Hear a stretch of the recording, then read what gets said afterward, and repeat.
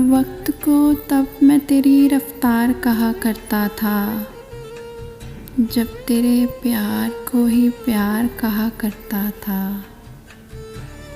तेरे होने से समझता था कि दुनिया तुम हो, वैसे दुनिया को मैं बेकार कहा करता था।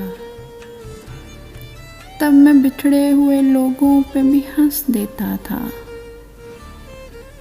तब मैं बिछड़े हुए लोगों पे भी हंस देता था। तब मैं उनको भी गुनहगार कहा करता था।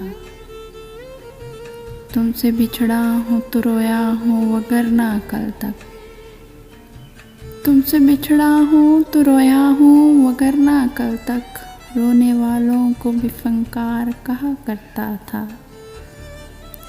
हम शक्ल है या वही है मेरा दुश्मन देखो,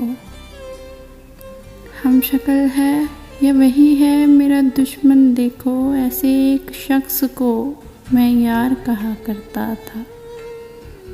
वक्त को तब मैं तेरी रफ्तार कहा करता था।